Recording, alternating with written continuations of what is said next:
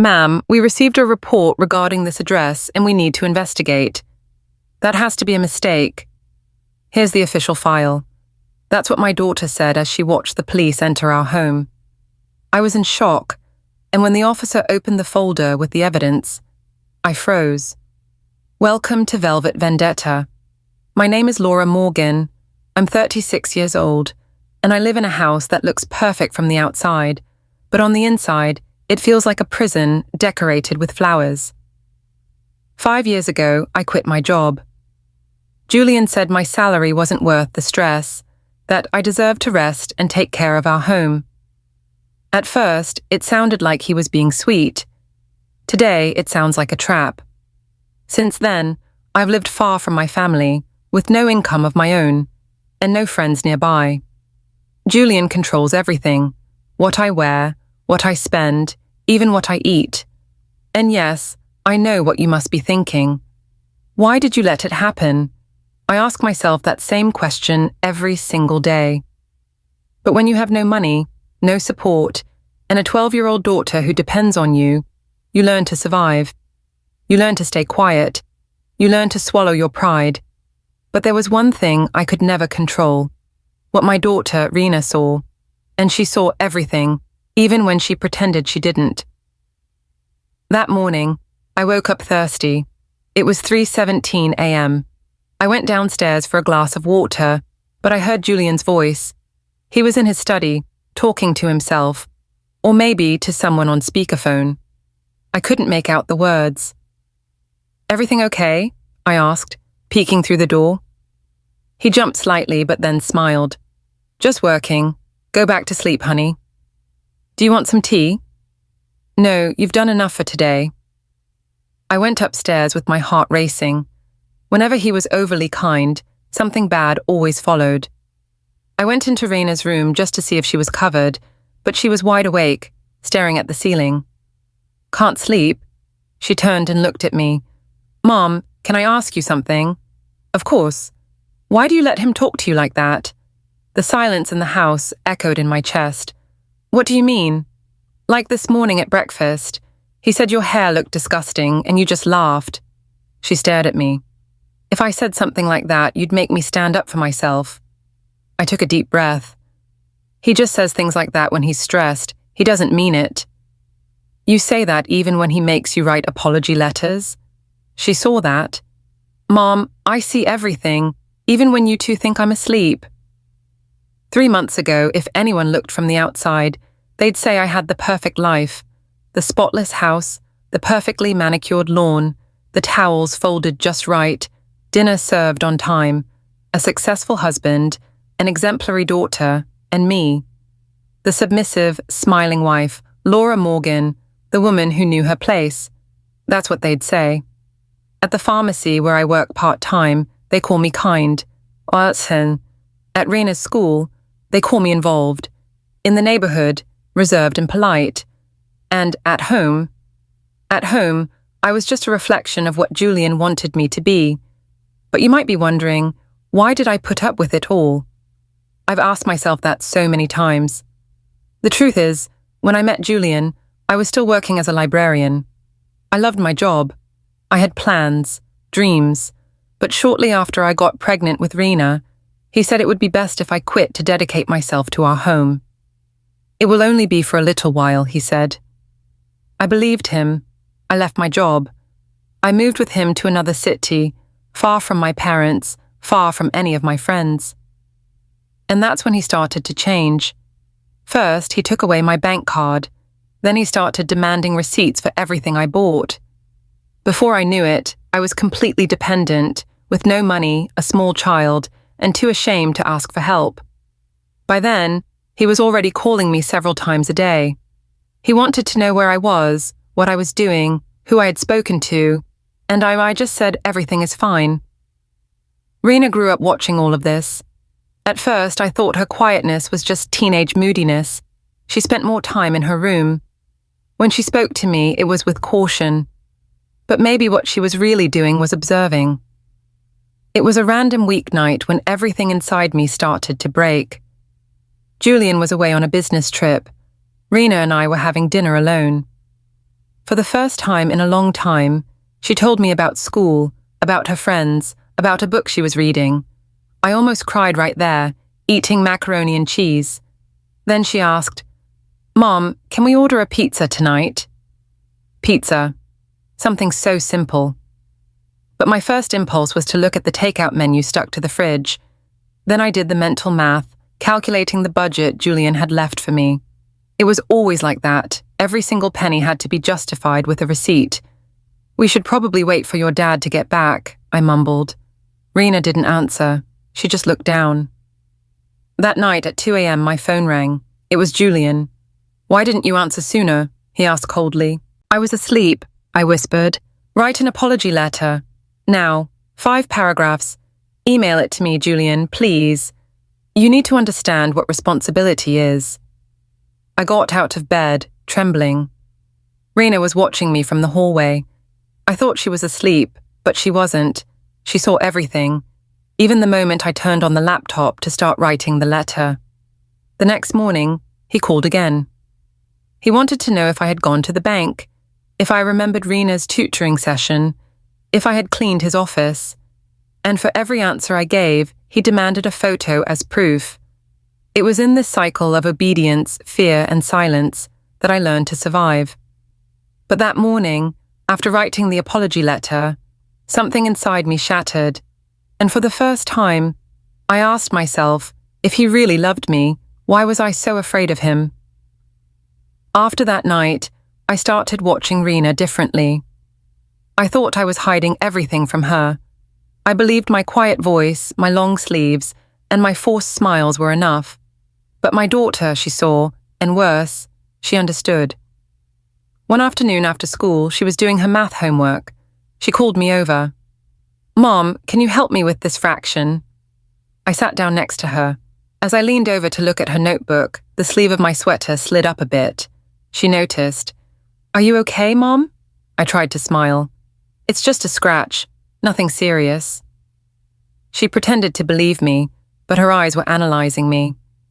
Rena never pushed, but in the days that followed, she started watching me differently, closer, more attentively. She started coming down for breakfast earlier, hugging me for no reason, and asking questions like, "Mom, did you have dreams when you were younger?" I answered with half-truths. I wanted to be a librarian, and I was, for a while. "So why did you stop?" "Because I wanted to stay home with you." A lie, but she didn't argue. She just looked down and wrote something in her notebook. One night, while I was washing the dishes, I felt someone watching me. I glanced at the stairs, and there she was, sitting in silence, as if waiting for the perfect moment. 2 days later, when I picked her up from her tutor, she got in the car with a determined look on her face. "Mom, Dad calls you way too much. He's just worried about us." "No, that's not worry. That's control. Rena, every family is different. Love is wanting the other person to be free, not to live in fear." I didn't know what to say. I went to sleep that night with her words burned into my chest. The next morning, while fixing the couch cushions, I found one of Rena's notebooks. On the cover, written in blue marker, were the words, "Things I want to say someday." I didn't dare open it, but a loose page fell to the floor. It was handwritten, evidence to help Mom. Audio files, photos, screenshots, and a list of dates. My hands trembled. I carefully closed the notebook and put it back exactly where I found it. That night, as I brushed my hair in front of the mirror, I looked at my reflection. The woman in the mirror wasn't the same, but the 12-year-old girl sleeping in the next room was perhaps already stronger than I had ever allowed myself to be. Rena's behavior started to change, not abruptly, but something was different, more calculated, more deliberate. She stopped using her tablet near her dad, but when we were alone, I'd see her typing quickly with her headphones on, testing the camera as if looking for the right angle, all with a rehearsed-looking naturalness. I started to suspect something, but I didn't ask. Part of me didn't want to know. The other part already did. On Monday, Julian returned from his trip. As soon as he walked in, his eyes scanned the entire house. The porch light was off. I thought you'd be late. I'm never late. Then came the inspection, the kitchen, the living room, the study. During dinner, everything was just how he liked it. Roast beef, mashed potatoes, green beans. He took a bite, and for a moment, he smiled. The meat is perfect, just how I like it. I smiled back, relieved. But then he added, just be more careful with the silverware. This fork still has soap on it. Raina said nothing. She looked down, chewing slowly, but her hands were clenched into fists under the table. After dinner, Julian called me into the hallway. Raina's acting weird. She's growing up, it's normal. She can't start hiding things from me. Watch her. I nodded, but I knew what he really meant was, she can't become like you. The next morning, I saw him pick up my phone from the table. He unlocked it with the password he himself forced me to use. He checked my history, the Jeeps, my recent messages. Then he put it back where it was, as if nothing had happened. I felt like my body had been invaded, but I didn't say a word. When he left the house, Raina appeared on the stairs. He checked your phone, didn't he? I didn't answer. She came down and hugged me tightly. Mom, if anything happens, you let me know, okay? That sentence stuck with me all day. On Wednesday night, I went to say goodnight to her. She was awake, but quiet. Mom, have you ever thought about leaving? I froze. Leaving? What are you talking about? She didn't answer, just mumbled. I was just thinking. I wish things were different. I wish you could laugh and eat pizza and sleep without being scared. I sat on the edge of her bed. I wish for that too. Then why don't we do it? I swallowed hard. It's not that easy, Raina. I know. That's why I'm trying to help, in my own way. I just stared at her, not knowing exactly what she meant. On Friday, Raina came home from school early. She said her last class was cancelled. She went upstairs, came back down, and went into her dad's study for just a few minutes. Then she locked herself in her room. Julian arrived later. Everything seemed normal, but Raina's gaze was different, too calm. Before she went to bed, she came up to me. Mom, promise me that tomorrow you'll listen. Listen to what? She gave a tiny smile. Everything. To this day, when I remember that night, it's not the doorbell that comes to mind first. It's the silence that preceded it. A thick, electric silence, as if the air itself knew something was about to break. I was in the kitchen setting the table, everything impeccable. The meat cooked perfectly, the potatoes smooth, the glasses aligned, the napkins folded just how he liked them, as if perfection could prevent a storm. But nothing stopped it. The doorbell rang twice. When I opened the door, it wasn't Julian.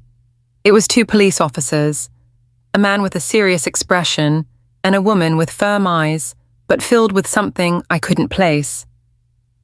I later understood it was compassion. She had been in my shoes before. Good evening. Are you Laura Morgan? I nodded, my soul trapped in my throat. We're here responding to an emergency call from your daughter. The world stopped. Raina came down the stairs, tablet in her arms. She looked small, but she carried a powerful calmness, as if she had been waiting for this moment. Mom. Her voice was soft but firm. I'm sorry I didn't do this sooner, but I couldn't keep watching you like this. The female officer stepped closer. Your daughter provided us with a folder of evidence. Videos, audio recordings, screenshots, messages, all collected in secret. By her. I didn't know what to say, or maybe I did, but years of silence had atrophied my voice. We have authorization to review the material, she explained, and to proceed if it's confirmed. The male officer took the tablet and played the first audio file. Julian's voice. You're useless, you're not even pretty. And then mine, small, invisible. I'm sorry, I'll do better. I didn't recognize that voice, but I recognized the shame I had swallowed for years. More audio followed, more insults, screenshots of messages, videos of him forcing me to write apology letters and the tracking app. He knew where I was every second of the day. Did you know he was monitoring you like this? The officer asked. I shook my head. Tears streamed down my face without permission. Rena took my hand. Mom, I saw everything. I heard everything. I did it because you deserve to be free. He's going to be home any minute, I whispered. Yes, and if he shows up, we'll act. There's a warrant for his arrest, she assured me. And just then, the key turned in the lock. Time froze. Julian walked in. Why is the porch light off? He saw us. His face changed. What the hell is this, Laura? What did you do? The male officer stepped forward. Julian Morgan, you're under arrest for psychological, financial, and emotional abuse against your wife. This is absurd, he yelled. I'm a good husband. Laura, tell them something. I wanted to, but I couldn't. And then it was Rena who spoke. She doesn't have to defend you anymore. He looked at her, furious. Was this you? Yes, and I'd do it 1,000 more times to save my mom. The officer took out the handcuffs, and for the first time, Julian said nothing. No yelling, no threats, no fake apologies. He just lowered his head and understood that he had lost. And I, finally, could breathe. I can still hear the sound of the key turning in the lock. The image of Julian in handcuffs, surrounded by police, plays in my mind on a slow loop. His lost, confused gaze, and the door closing behind him. It was in that moment I understood his empire was beginning to crumble. Rena was hugging me so tightly my chest ached, but it was a different kind of pain, the pain of change. The house was silent, but it wasn't the same silence as always. This one was no longer filled with fear. After they took him away, the young female officer explained the legal steps, but I could barely understand. All I could think was, what now? I have no job, no money, no place to go. Rena, sitting beside me, squeezed my hand and said, Mom, I called someone. Who? Uncle Edward. My heart stopped for a second. Julian's brother. Yes, he sometimes texts me for my birthday. He never said anything, but when I told him what was happening, he was in shock. I wanted to say something, but I didn't have time. The doorbell rang. Rena got up and opened the door with determination. It was him, Edward Morgan, his face pale and unshaven, his eyes filled with something I couldn't decipher. Laura, he said quietly, I had no idea it was this bad. I wanted to scream at him, to reproach him for years of silence, but I couldn't. I just cried. He knelt in front of me. I'm so sorry for not seeing, for not asking. Rena approached with the tablet. Show him, Mom. I put the earbuds in his ears. One by one, he listened to the audio, watched the videos, read the messages, the evidence of my hell. When he finished, he wiped away tears and said, That man is not my brother. And then something I never expected. I'm going to help you, Laura. How? I have a friend who's a lawyer, one of the best. I'll pay for everything. Just tell me, do you want this? I nodded. I had no strength for more. The next day, the phone calls didn't stop. Laura, you've ruined my son's life, my mother-in-law screamed. You always played the victim, said Julian's sister. A cousin I barely remembered texted me. This is going to blow up in your face. I didn't reply, but it hurt. Not because of them, but because of everything I kept silent. And still, they blamed me. Edward stood firm. The lawyer, Dr. Evelyn Reed, filed the complete complaint. Psychological, financial, and emotional abuse, with a restraining order and everything to back it up. At the hearing, Julian arrived in an impeccable suit, but his posture wasn't the same. The judge listened to the recordings, saw the videos. Rena testified with a maturity that broke my soul. I watched my mom fade away every day. He made her apologize on her knees. He checked her messages without permission. The judge, visibly moved, asked, Rena, why did you decide to report this? Because I was afraid that one day there would be nothing left of my mom. And then I knew I hadn't been wrong to stay quiet for so long. I was wrong for not speaking up sooner. Julian was held in custody pending the formal trial. The following days were a blur. We temporarily moved into a small apartment Edward lent us. I couldn't sleep. I had nightmares. I was afraid to go out alone, but I also started to feel a sense of relief. I started reading again, cooking for pleasure, watching movies with Rena. I'd look in the mirror and not recognize the broken woman, but I didn't yet know the new one. I started therapy, thanks to a non-profit the lawyer recommended. There, I said things I had never said out loud, and I knew I was alive. A month later, the official notice arrived. Julian Morgan would be formally prosecuted. Evelyn called me. "We're making progress, Laura. The justice system is working."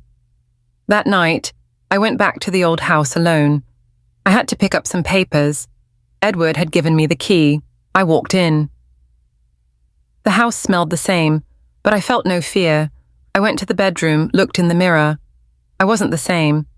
I took an old necklace from the closet. I put it on. It no longer felt heavy. As I left, I placed the key on the table and closed the door. Not just the door to the house. I closed the door on everything that had kept me prisoner.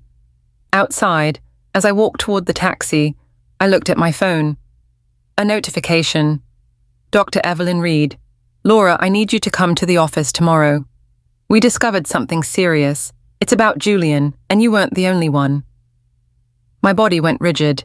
Hell had more rooms than I had ever imagined. The call from Dr. Reed came at 7:28 a.m. I was still in bed, trying to enjoy the rare minutes of silence. I answered, my voice groggy.